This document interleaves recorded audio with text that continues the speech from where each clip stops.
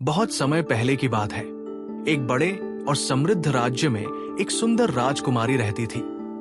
उसका नाम पद्मावती था। वो बेहद सुंदर और बुद्धिमान थी, लेकिन उसका मन हमेशा उदास रहता था।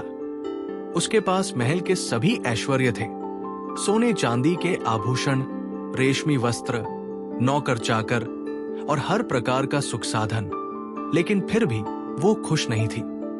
राजा और रानी को ये देखकर बहुत चिंता होती थी। उन्होंने कई साधु संतों से पूछा, वैद्यों से सलाह ली, लेकिन कोई भी ये समझ नहीं सका कि राजकुमारी को क्या परेशानी है। एक दिन एक बुद्धिमान ऋषि दरबार में आए। राजा ने उनसे विनती की, हे महात्मा, हमारी पुत्री के दुख का कारण बताइए और कोई उपाय सुझाइए जिससे वह प्रसन्न हो सके। ऋषि ने राजकुमारी से पूछा, वत्स, तुम्हारे पास सब कुछ है, फिर भी तुम दुखी क्यों हो? राजकुमारी ने उत्तर दिया, मुझे नहीं पता, लेकिन मेरे मन को कहीं भी शांति नहीं मिलती। महल में सब कुछ है, फिर भी मुझे लगता है कि मुझे असली सुख नहीं मिला। ऋषि मुस्कुराए और बोले, यदि तुम सच्चा सुख पाना चाहती हो तो तुम्हें अपने राज्य से बाहर निकलकर लोगों की सेवा करनी होगी। अपने महल से बाहर निकलो, जरूरतमंदों की सहायता करो और फिर देखो कि तुम्हारा हृदय कैसा अनुभव करता है।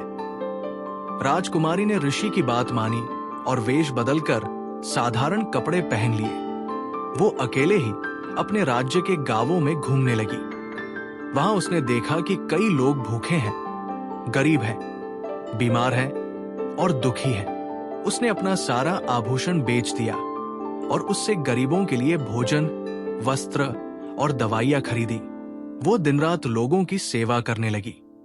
धीरे धीरे उसने अनुभव किया कि जब वो दूसरों की मदद करती है तो उसे अपने अंदर एक अनोखी खुशी महसूस होती है। कुछ महीनों बाद जब वो वापस महल लौटी तो उसके चेहरे पर अलग ही चमक थी। राजा और रानी ने देखा कि उनकी बेटी पहले से बहुत अधिक खुश और शांत है। राजा ने पूछा, पुत्री, क्या तुम्हें अब असली सुख मिल गया? राजकुमारी ने मुस्कुराते हुए कहा, हाँ पिताजी, मुझे अब समझ में आ गया कि असली सुख महलों में नहीं बल्कि जरूरतमंदों की सेवा में है। जब मैंने दूसरों के दुख दूर किए तब मुझे सच्चे आनंद की अनुभूति हुई। राजा ने गर्व से कहा, तुमने सत्य को पहचान लिया पुत्री। यही जीवन का सबसे बड़ा सत्य है। असली सुख दूसरों की भलाई करने में है। उस दिन के बाद राजकुमारी ने अपना जीवन सेवा और परोपकार में समर्पित कर दिया। उसने राज्य में कई आश्रम, अस्पताल और अनाथालय बनवाए। उसकी ये पहल पूरे राज्य में प्रसिद्ध हो गई और हर कोई उसकी प्रशंसा करने लगा। इस कहानी से हमें ये सीख मिलती है कि असली सुख धन, ऐश्वर्य या महल में नहीं बल्कि दूसरों की सेवा और परोपकार में छिपा होता है। जब हम निस्वार्थ भाव से दूसरों की मदद करते हैं तब हमें सच्चा आनंद मिलता है।